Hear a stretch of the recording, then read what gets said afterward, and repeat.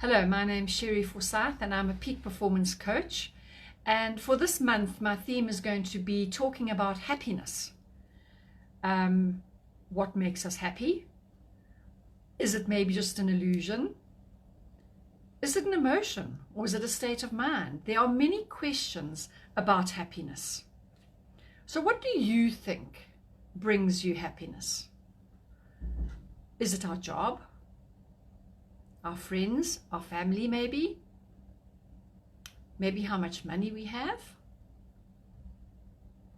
How much fun we have in our lives?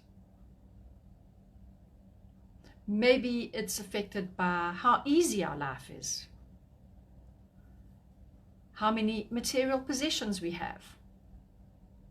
Maybe how successful we are. Possibly how much meaning we have in our lives. Maybe the wonderful holidays we have. Is it our circumstances that can make us happy? If it is our circumstances that make us happy, how can we explain that there are many people who are happy despite very difficult circumstances of their life? There are many examples, and I'm sure you can think of one or two. If you're in need of inspiration, there are many TED Talks about people who've overcome all sorts of adversity in order to find happiness. People who are paralyzed, people who are really ill, people who've suffered the most amazingly difficult things, losses, etc. So do circumstances make us happy or not? Are we a product of what is done to us or not? Where do we begin and our circumstances end when it comes to happiness?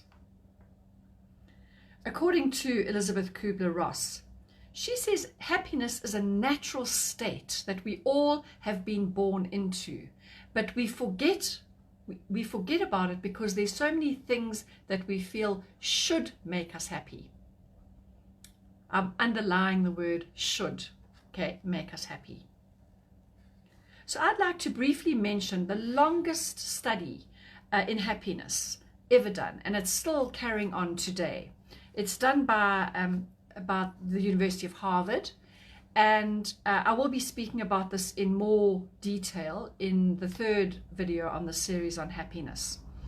But this study started in the Depression, and it has shown that what makes people the happiest and healthiest is very simple. It's good relationships.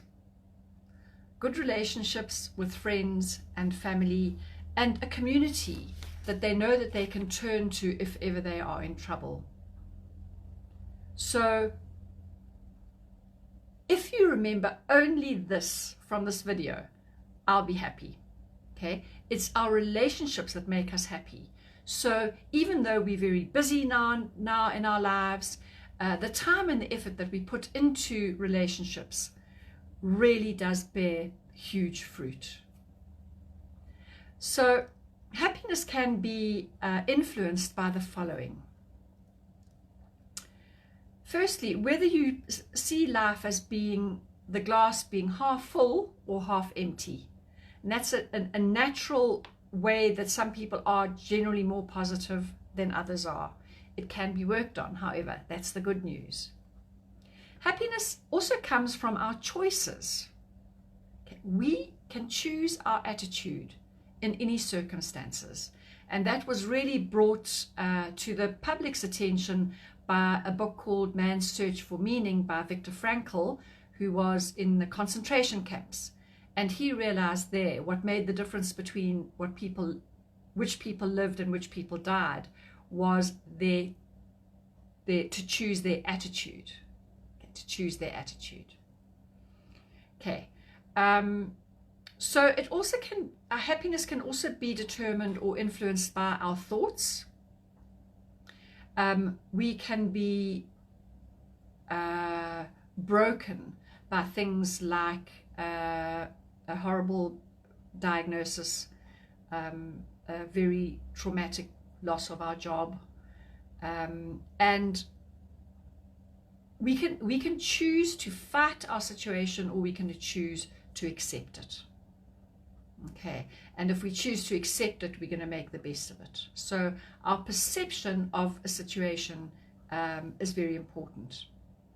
But also we can say, oh no, we absolutely are happy, when in actual fact we're not, and we are wearing many masks to cover our true feelings.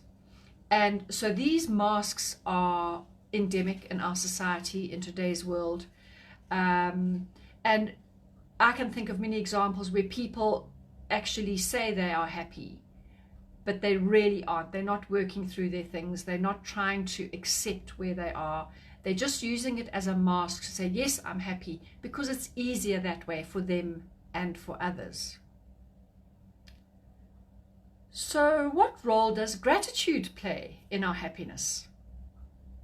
You know, to be able to appreciate the big things and the small things. To have gratitude for what we have, not envy for what we would like to have. I think it also plays a huge role. On a daily basis, I recommend having a gratitude practice, which means you're not just thinking about it necessarily, but every day, mindfully, you concentrate on what you're grateful for.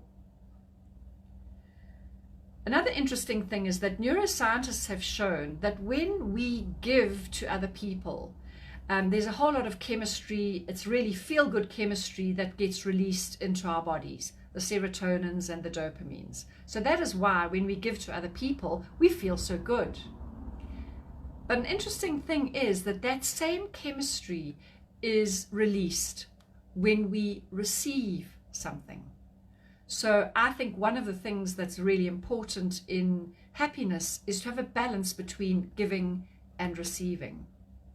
People who give only get exhausted. People who receive only are probably quite self-centered. So let's have a balance between the two. I also think that practicing self-compassion plays a big role in our happiness. If we are beating ourselves up all the time about things we should have done or said or thought or whatever, how can we be happy? So self-compassion, in other words, treating ourselves with gentleness and kindness, I think plays a huge role as well in how happy we are.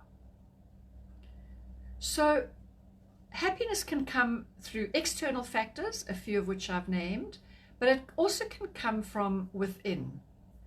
And that is when happiness comes from within, that explains why people in very difficult circumstances actually can be happy.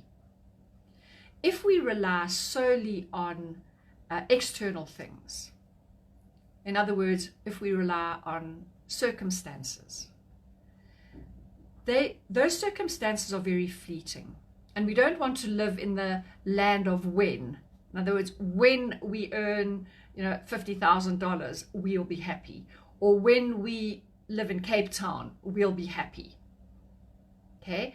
Often we find that when we reach that when, in fact, it doesn't cause us to be happy at all.